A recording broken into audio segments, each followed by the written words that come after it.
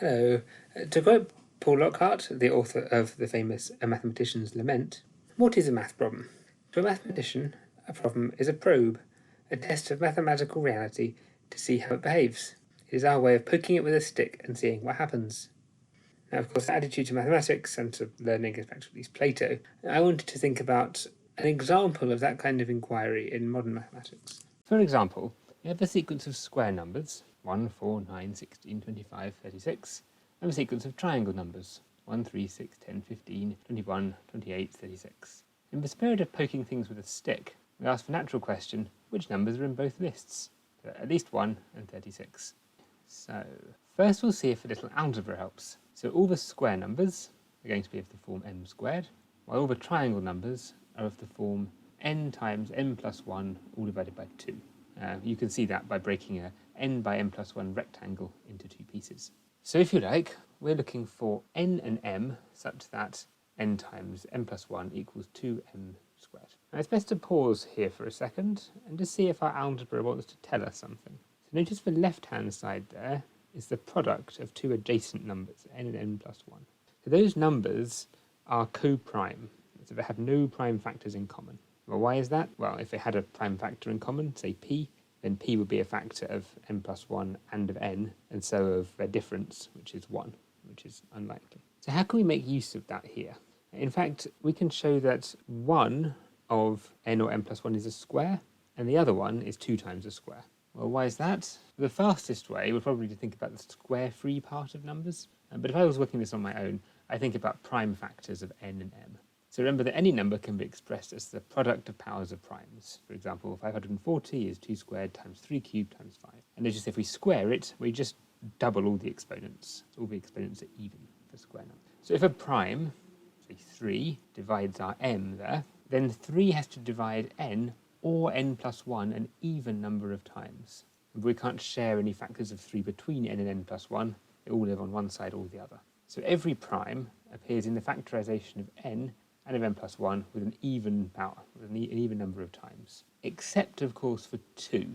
There's that loose factor of 2 hanging around, and that factor of 2 could appear in either n or n plus 1.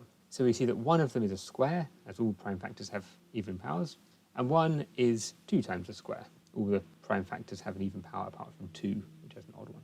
So, if n plus 1 is a square and n is double a square, then a squared equals 2b squared plus 1, and rearranging a squared minus 2b squared equals 1. The other possibility is that a squared plus 1 equals 2b squared, and so a squared minus 2b squared equals minus 1. So finding numbers which are both square and triangular is the same as finding a and b, where a squared minus 2b squared is plus or minus 1. And indeed, if we can find a and b like that, then we have that n times n plus 1 over 2 is a squared times 2b squared over 2, which is a times b all squared. So that square number we're looking for is just going to be ab all squared. So let's think about a squared minus 2b squared. Now the difference of two squares might be screaming at you at this point, and that's definitely a useful observation. If we're really going to make use of this factorization, I want to take a step sideways and think about numbers of the form a plus root 2 times b, where a and b are whole numbers. In fact, rather than thinking about a plus root 2 times b as a point on the number line, which I could, I'm going to put the points a comma b on a grid and think about a number plane where 1 comma 0 represents 1 and 0 comma 1 represents root 2. This really brings out the independence of a and b and will let us use some geometry. This set of pairs has a notion of addition by adding coordinates, and multiplication just from writing a comma b as a plus root 2 times b. And this whole system with its addition and multiplication is called the integers adjoin root 2. Now you might also have noticed an analogy with complex numbers here as well. The factorization a plus root 2b times a minus root 2b looks a lot like the product of a number and its conjugate. And in fact, passing from a plus square root of 2b to a minus square root of 2b is nothing but a reflection in the x-axis. So I can in fact call a squared minus 2b squared the norm. If we think about the integers, we know while we can always add, subtract and multiply, we can't always divide and stay a whole number. We might get a fraction. Indeed, the only whole numbers we can always divide by and end up with a whole number are plus or minus 1. In our case, numbers of the form a plus square root of 2 times b, such that a squared minus 2b squared equals plus minus 1, play exactly the same role as plus and minus 1 do in the whole numbers. And these are called units in general.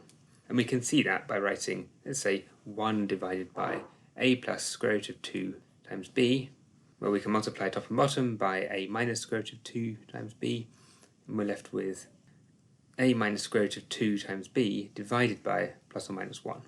So we know we always get whole number answers in the end.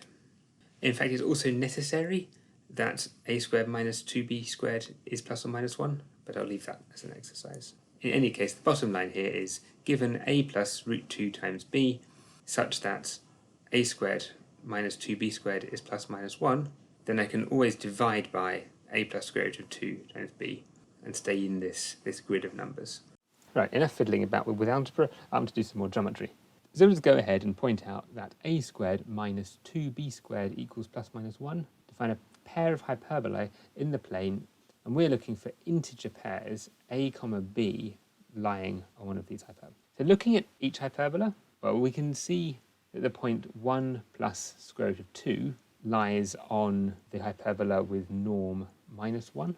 And indeed, that corresponds to the square and triangular number 1 times 1 all squared. And we see 3 plus 2 times the square root of 2 is on a hyperbola, and so is also a unit. Now, in fact, this is 1 plus root 2 squared. And indeed, any power of 1 plus root 2 is a unit. If we can divide by 1 plus root 2, then we can divide by it as many times as we like. Now, it turns out that any unit with positive values of a and b is of this type. So I'll briefly sketch why, and it comes back to remembering that each a plus b square root of 2 I can think of just as a real number on the number line as usual. So we can order them. In particular, if we have a unit a plus square root of 2b, then we can sandwich it between two powers of 1 plus root 2. Now, dividing by the smaller value, we can find a unit somewhere between 1 and 1 plus root 2. Now, we want to show there are no units in this region other than 1. And to do that, we can look at the region in the plane with values between 1 and 1 plus root 2 when they're regarded as real numbers. And this region is a strip in the plane with boundary parallel to the asymptotes of those hyperbola. So that gives a geometric explanation, but you can also translate that into an algebraic argument if you like. So in fact we see that all the triangle numbers, which are also square numbers, come from taking powers of 1 plus square root of 2, and expanding all that out, writing that in the form a plus b times square root of 2, and multiplying the a and b together and squaring. So for example, 3 plus 2 times square root of 2 as norm 1, and that becomes 3 times 2 to 6 all squared, which is 36, which is the first one we saw. Okay, so you might say that's not the most satisfactory outcome. Like if you really want a closed formula for these things, well, there are a couple of ways you can go. So you can try and play around with finding a recursive formula for these a and b's, so an and bn multiplied by 1 plus square root of 2 to work out what an plus 1 and bn plus 1 are. And that fits into the general theory of Pell's equation. You might also notice a similarity with continued fractions if you've seen something like this. I think for now, though, I'll just leave this in the state it's in, just to say that those powers of 1 plus square root of 2 generate in this way all the triangle numbers, which are also square numbers. So thank you very much for your attention, and I hope you enjoyed. Now, where did I put that subscribe button?